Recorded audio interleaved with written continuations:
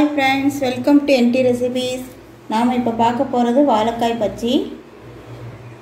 இந்த வாழைக்காயை தோல் சீவி ரெடி பண்ணிக்கலாம். நம்ம பஜ்ஜிக்கு கட் பண்ணியாச்சு. நார்மலா பஜ்ஜிக்கு வந்து நீளமா கட் பண்ணுவாங்க. நான் அந்த மாதிரி கட் பண்ணாம இப்படி குட்டி குட்டியா கட் பண்ணிருக்கேன். இந்த மாதிரி செய்யும்போது நிறைய எண்ணெய் தேவைப்படாது. கொஞ்சம் எண்ணெயிலேயே நிறைய பஜ்ஜி செஞ்சிடலாம். குட்டீஸ்களுக்கு கொஞ்சம் டிஃபரெண்டா கொடுத்த மாதிரியும் இருக்கும். ரெடிமேட் பச்சை மாவுல தான் பஜ்ஜி செய்ய போறோம்.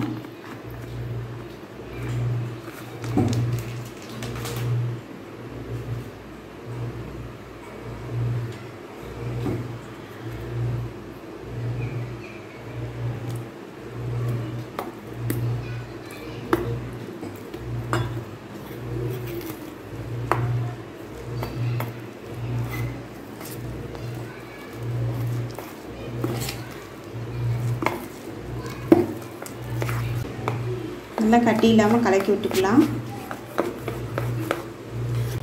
நம்ம சேனல் இப்போ தான் ஃபஸ்ட் டைம் பார்க்குறீங்கன்னா மறக்காமல் என்டி ரெசிபிக்கு சப்ஸ்கிரைப் பண்ணிக்கோங்க. மறக்காமல் அந்த பெல் ஐக்கான் பட்டனையும் கிளிக் பண்ணிடுங்க. மாவு கொஞ்சம் கலக்கியாச்சு, ரொம்ப கெட்டியாக இருக்குது. கொஞ்சம் கொஞ்சமாக தண்ணி கலந்துக்கலாம். இப்போ நம்ம மாவு கலக்கிக்கிட்டு இருக்கும்போது பஜ்ஜிக்கு தேவையான எண்ணெயை சூடு பண்ணி வச்சுக்கலாம்.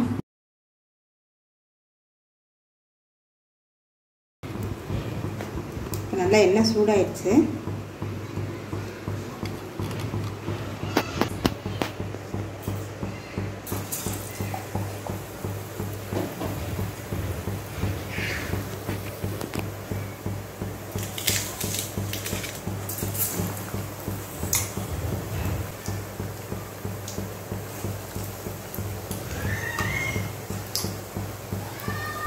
ஒரே ஒரு வாழைக்காய் இருந்தால் போதும், நம்ம நிறைய பஜ்ஜி கிடைச்சிடும் குட்டி குட்டியா.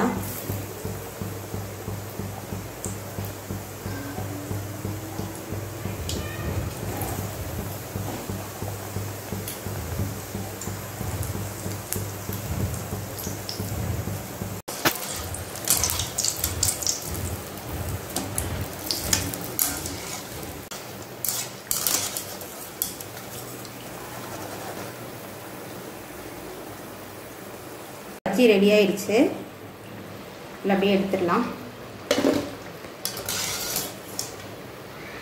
அப்படியே மீதம் இருக்கிற பஜ்ஜியும் அப்படியே போட்டுடலாம்.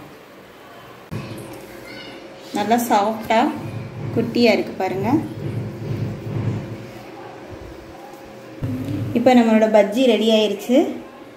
இது கூட சுட சுட டீயும் வச்சு பஜ்ஜி சாப்பிட்டோம்னா ஈவினிங் டைம் சூப்பராக இருக்கும். நீங்களும் ஒரு முறை இதை ட்ரை பண்ணி பாருங்கள். உங்களுக்கு இந்த வீடியோ பிடிச்சிருந்ததுன்னா மறக்காமல் என்டி ரெசிபி சேனலுக்கு சப்ஸ்கிரைப் பண்ணுங்கள், லைக் பண்ணுங்கள், ஷேர் பண்ணுங்கள், பெல் ஐக்கான் பட்டனை மறக்காமல் கிளிக் பண்ணிடுங்க. தேங்க்யூ.